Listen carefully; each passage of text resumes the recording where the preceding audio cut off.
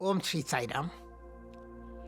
എല്ലാമായ സ്വാമിയുടെ തൃപ്പാദങ്ങളിൽ നമസ്കരിച്ചുകൊണ്ട് എല്ലാ സഹോദരീ സഹോദരന്മാർക്കും സ്വാമിയുടെ പൂർണ്ണമായ അനുഗ്രഹം ഉണ്ടാവട്ടെ എന്ന് പ്രാർത്ഥിക്കുന്നു.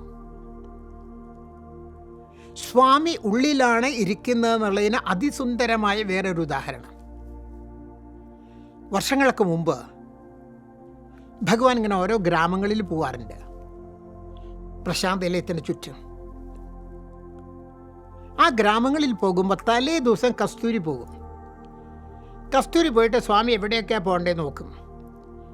ഏത് വീട്ടിലാണ് സ്വാമി വന്ന് ഇരിക്കേണ്ടതെന്നൊക്കെ കസ്തൂരി ഒന്ന് നോക്കും. കാരണം കൊച്ചു കൊച്ചു കുടിലുകളായിരിക്കും ഗ്രാമത്തിൽ. അപ്പോൾ കസ്തൂരി പോയി നോക്കി വന്നിട്ട് സ്വാമിയോട് പറയും, സ്വാമി എല്ലാം നോക്കി എന്ന് പറയും. അങ്ങനെ ഒരു വീട്ടിൽ കുറച്ച് വൃത്തിയുള്ള ഒരു വീട് പോയപ്പോൾ അവിടെ ഒരു നായയുണ്ട്.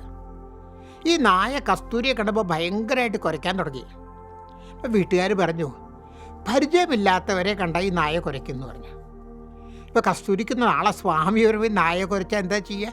വീട്ടുകാരോട് പറഞ്ഞു, നാളെ കാലത്തൊരു കാര്യം ചെയ്യൂ, വീടിൻ്റെ പുറകിൽ നല്ലതുകൊണ്ട് കെട്ടിയിട്ടോളാം, നായ ഒരിക്കലും പുറത്ത് വരാത്ത പോലെ നന്നായിട്ട് നായയെ കെട്ടിയിട്ടോളാം പറഞ്ഞു. വീട്ടുകാർ സമ്മതിച്ചു, സ്വാമിയല്ലേ വരുന്നത്, കെട്ടിയിട്ടോളാം, ചങ്ങലക്കിട്ടോളാം എന്ന് പറഞ്ഞു.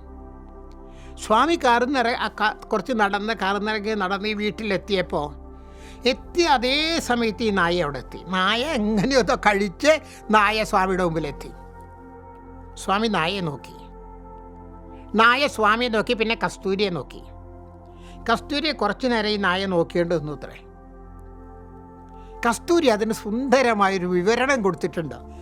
നായ നോക്കിയപ്പോൾ കസ്തൂരിക്ക് എന്താ തോന്നിയെന്ന് കസ്തൂരി എഴുതിയിട്ടുണ്ട്. കസ്തൂരിക്ക് എന്താ തോന്നിയെന്നറിയോ? നായ പറയണ പോലെ തോന്നിയത്ര. നിങ്ങളെന്താ വിചാരിച്ചേ? സ്വാമി എനിക്ക് അപരിചിതനല്ല, ഇതത്ര സ്വാമി എനിക്ക് അപരിചിതനല്ല, സ്വാമി എൻ്റെ ഇൻഡുലറാണ്, എൻ്റെ അകത്തിരിക്കുന്ന ആളാണ് ഭഗവാൻ എന്ന നായ കസ്തൂരിയോട് കാരണം നായ കുരയ്ക്കണില്ല, സ്വാമി തന്നെ നോക്കിക്കൊണ്ട് നിൽക്കുകയാണ്. സ്വാമി എനിക്ക് അപരിചിതനല്ല, സ്ട്രേഞ്ചറേ അല്ല, സ്വാമി എൻ്റെ അകത്തിരിക്കുന്ന ആളാണ്, സ്വാമി എൻ്റെ ഇൻഡുലറാണ്. ഒരിക്കൽ കൂടെ ഭഗവാൻ നമ്മുടെ ഇൻഡുലറാണ്, അകത്തിരിക്കുന്ന ആളാണെന്നുള്ള വിശ്വാസത്തോടെ ജീവിക്കലാണ് നമ്മുടെ സാധന. അങ്ങനെ ചെയ്യാൻ സ്വാമി നമ്മളെ അനുഗ്രഹിക്കട്ടെ എന്ന് പ്രാർത്ഥിക്കുന്നു. ജയ് സായി.